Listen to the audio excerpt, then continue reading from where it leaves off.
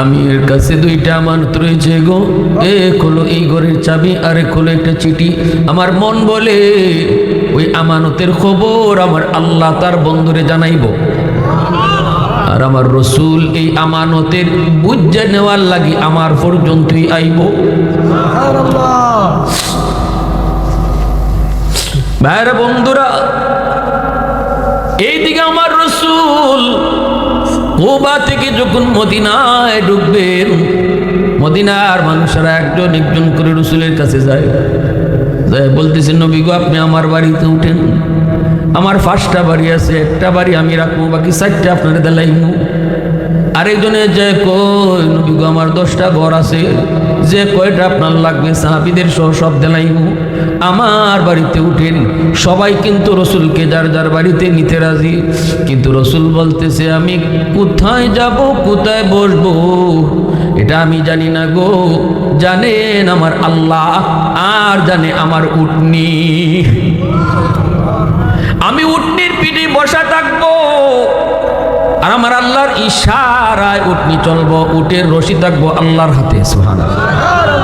আমি উটের পিঠে বসা থাকবো, রশি থাকবো আল্লাহর হাতে। সাহাবায়ে কেরাম পিছনে, উটের পিছনে, নবীজি উটের পিছু পিঠে উঠলেন, রশি আল্লাহর কুদরতি হাতে। কেউ রশি তো দেখে না, কিন্তু উট তো চলতেছে, উটনি তো চলতেছে। একজন একজন করে বাড়ি পাস করে, আর সাহাবীর মন দুর্বল হয়, হায় রে আমার বাড়িতে উটটা বসলো না, হায় রে আমার বাড়িতে উটটা বসলো না। কিন্তু উট এমনভাবে মদিনার অলি গলি দিয়া রসুল্লে যাইতেছে যেন বহু আগ থেকে উটে রাস্তা চিনে। মূলত উটে তো রাস্তা চিনে না, উটের রশি তো আল্লাহর কুদরতি হাতে। যাইতে যাইতে মদিনার মসজিদে নববীর পাশে এসে আবু আইয়ুব আনসারীর ঘরের সামনে যায় উটনি রসুলকে নিয়ে বসে গেল। আল্লাহ নবী উটনির পিঠ থেকে নাইমা রসুল আবু আইয়ুব আনসারীর কাছে যায়, দেখেন আইয়ুব চোখে পানি ধরে ধরে কাঁদতেছে। রসুল যায় কই আবু আইয়ুব রে, কই আমার চিঠি আর চাবি দেও। সাহাবায়ে কেরাম রাদিয়াল্লাহু তাআলা আনহুম সবাই চোখের পানি ফেলে কাঁদতেছে। মায়ার নবী, দয়ার নবী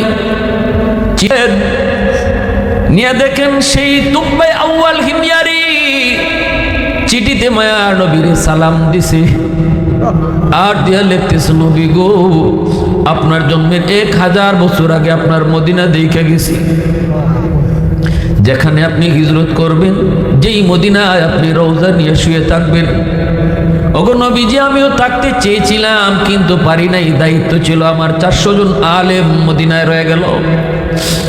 নবী গো আমি জানি মদিনায় আসলে পরে আপনার ঘর দরকার, আমি আপনার একজন খাদেম, আপনার জন্য একটা ছোট ঘর বানিয়ে গেছি, হাদিয়াটা আপনি কবুল কইরেন।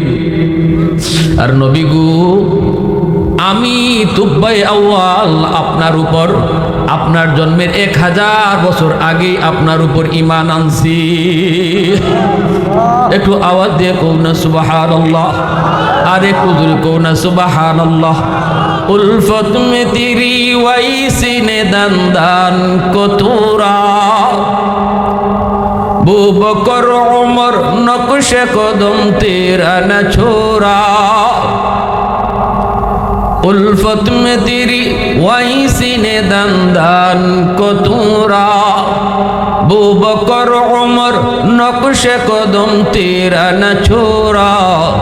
आयो शाक़ नबी वाक़ियस रारे मदीना, सुल्तान का सुल्तान है सुल्तान मदीना।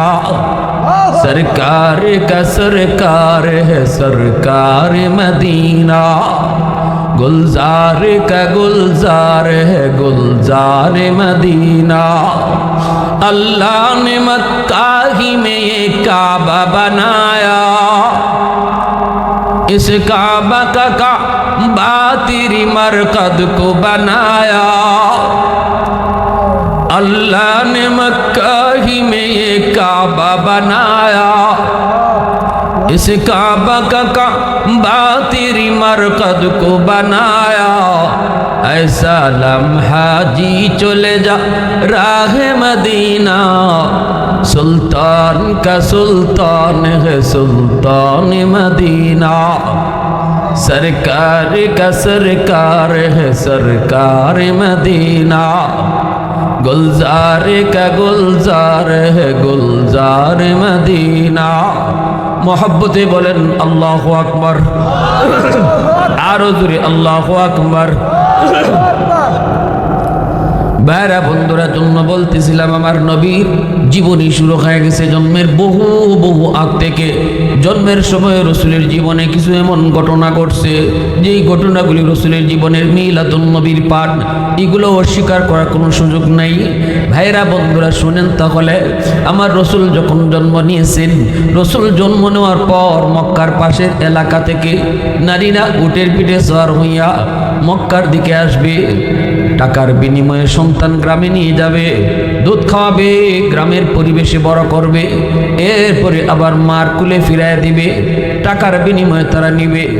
নবীজির দুধ মা হালিমা সাদিয়া রাদিয়াল্লাহু তাআলা আনহা তিনিও আসলেন, বান্ধবীদের সাথে তিনিও আসলেন স্বামীকে নিয়া।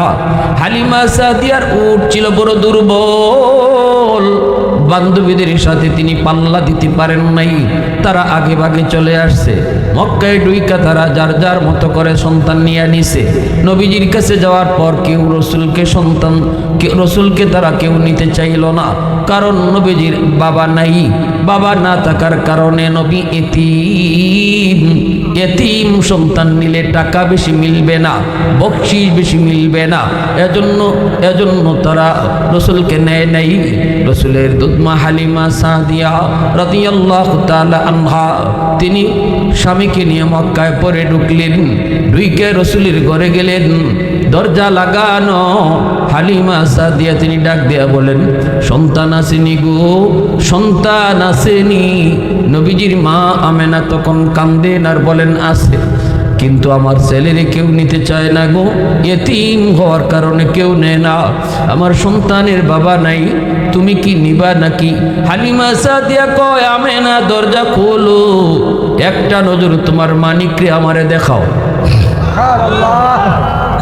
হালিমা সাদিয়া দরজা কইলা ভিতরে ঢুইকা রসুলের চেহারা দেখা মাত্রই তিনি আল্লাহু আকবার কয়ে চিৎকার দিলেন। ডাক দিয়া বলতেছেন, আমেনা গো, ও আমেনা, এই মহিলা তোমার ছেলে মুহাম্মদকে নেয় নাই, এরার কপাল ফুরা। আমি হালিমা জীবনে কত সন্তান দেখেছি, কিন্তু মুহাম্মদের মতো এত সুন্দর কাউকে দেখি নাই। নবীজির মা আমেনা বলতেছেন, তুমি কেমনি দেখবা, আমিও তো দেখি নাই। মক্কায় কত দেশের শিশু বাচ্চারা আসে বাপ মার সাথে, কিন্তু আমার মানিকের মতো এত সুন্দর আমি কাউকে দেখি নাই। আল্লাহ পাক তখন কয়, জিব্রাইল, আমার বন্ধুর সৌন্দর্যের প্রশংসা চলছে, হালিমাও দেখে নাই, আমেনাও দেখে নাই বন্ধুর মতো, তুমি জিব্রাইল কেউ রে দেখছো নি? জিব্রাইলে আমিন কয়, মালিক, পৃথিবীর উত্তর থেকে দক্ষিণ, পূর্ব থেকে পশ্চিম এমন কোনো জায়গা নাই আমি জিব্রাইল যাই নাই। ও মালিক, কসম, তোমার জাতের কসম, তোমার বন্ধুর মতো দ্বিতীয় আরেকজন আমি জিব্রাইল দেখি নাই। এবার আল্লাহ পাক কই, জিব্রাইল কেমনে তোমরা দেখবা? তাহলে শুনো, আমি আল্লাহ আমার বন্ধুর সৌন্দর্যের কি বলে শোনো। আমার বন্ধুর মতো এমন আর একজন সুন্দর করে আমি পৃথিবীতে বানাই নাই, কিয়ামতের আগে বানাইতামও না।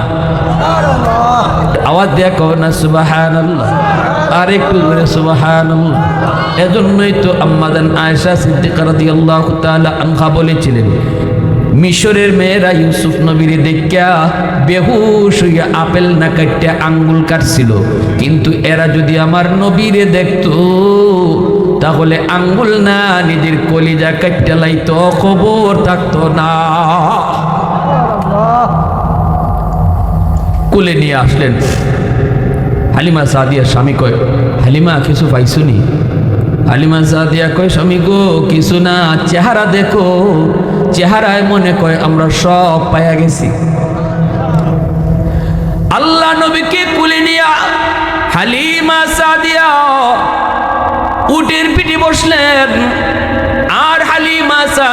স্বামী সামনে বইসে উঠরে বলতেছে, উঠ চল, উঠ চল, আমরা বাড়ি যাব।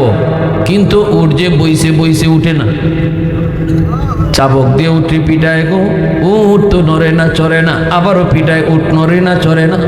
এইবার উঠে আল্লাহর কাছে জবান চায়। সুবহানাল্লাহ। ও মালিক, জবান দেওয়ার মালিক, তুমি আমার একটু জবান দিবাইনি, আমি কেন উঠি না একটু কইতাম। তখনই আল্লাহ উটের জবান দিয়ে দিছে। উঠটা ডাক দিয়া কয়, মালিক যতই আমারে পিটাও আমি উঠবো না, কারণ হলো তুমি বইছো সামনে, আর তোমার বিবি যারে কুলে নিয়ে পিছনে বইছে তারে চিনোনি। দুধের বাচ্চা বইলা তোমরা চিনো না, কিন্তু আমি উট তারে চিনে ফেলেছি। ইনি রহমাতুল লিল আলামিন, দু জাহানের বাদশা, যার উসিলায় আল্লাহ কায়নাত সৃষ্টি করেছে। ওই নবী যদি তোমার পিছনে বসে আর তুমি সামনে বসো, বেয়াদবি হয়।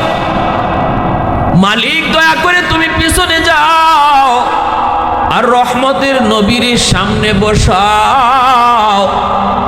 আমি উঠে মারণ লাগবো না, আঘাত করা লাগবো না, আমি দ্রুত দৌড়াইতে থাকবো। সাথে সাথে উঠে হালিমা সাদিয়ার স্বামী কই, ও গো হালিমা, কারে লই আইছো? তার পরিচয় উঠে আমাদেরকে শোনায়। তাড়াতাড়ি করে সামনে বসো। হালিমা সাদিয়া রসুলকে নিয়ে সামনে বসলেন। এইবার উঠ আস্তে করে উঠে গেছে, উঠে মারণ লাগে না, উঠ চলবো। আর কয়, মালিক আরেকটা আবদার করি মালিক, মক্কা আসার সময় আমি উটের লাগাম ছিল তোমার হাতে, এখন যেহেতু রহমতের নবী আমার পিঠে বসছেন, আমি কত বড় ভাগ্যবান গো, আমি উটের লাগামটা রসুলের নরম হাতে তুমি ধরায়া দেও।